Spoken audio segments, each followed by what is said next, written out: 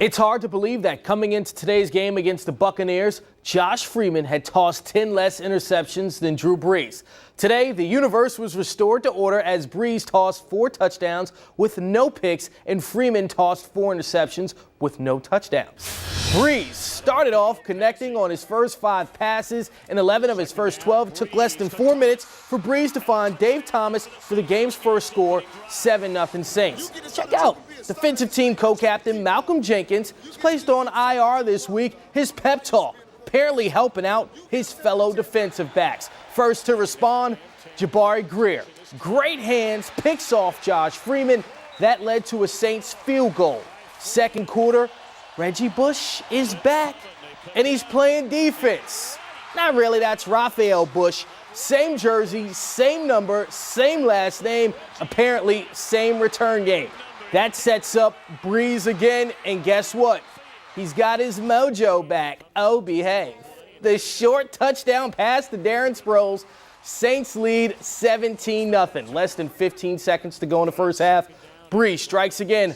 This time to Lance Moore. 24-0. Black gold at the break. It's the first time New Orleans shut out an opponent in the first half since 2010 when they did it to the Bucks. We're not going to play conservative. We're at our best when we play aggressive. You understand the situation. You play smart, but you play aggressive. That's us. Second half, more of the same. Time to introduce you to the third member of the Saints secondary, Issa Abdul-Quddus. The third pick by Freeman. That leads to this.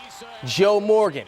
He's been so hot recently, he could heat the sun up. 34-yard touchdown for the second-year player that actually drops his yards per catch average. It's at 44.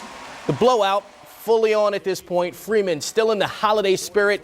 This pass, gift wrap for Jabari Greer, 4th interception by the Saints secondary. Mark Ingram adds a short touchdown run. Saints pitch their first shutout in 17 years.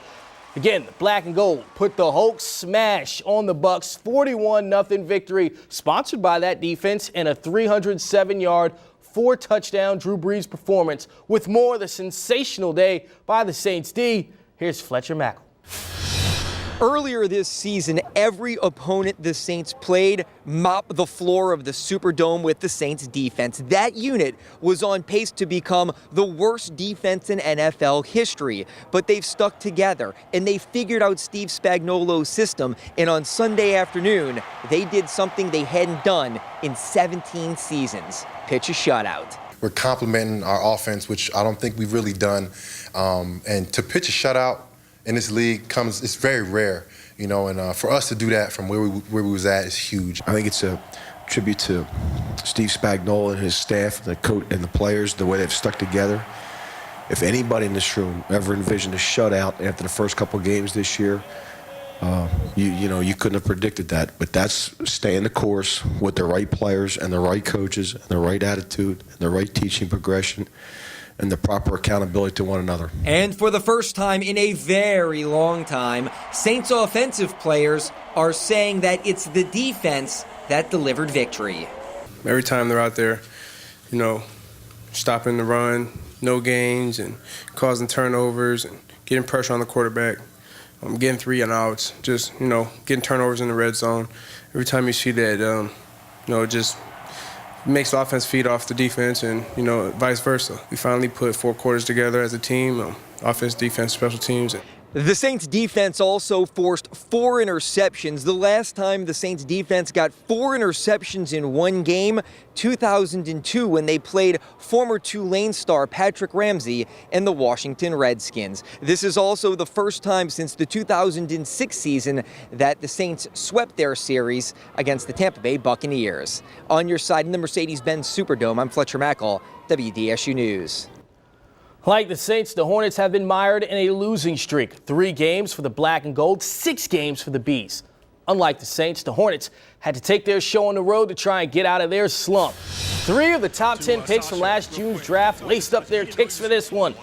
Damian Lillard, 6th overall pick, averaging 18 points, 6 assists so far this year. This 3 gives Portland a 6-point lead. Anthony Davis gives them a little reminder, like, hey, there's a reason I was 1st overall.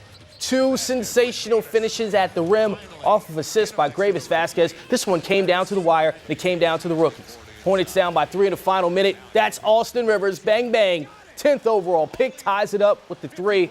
On the other end, though, it's Lillard, and it's a buzzer beater. Ball game. 16 points for Lillard. Hornets fall by 1, 95-94. That's the 7th straight loss for the Bees.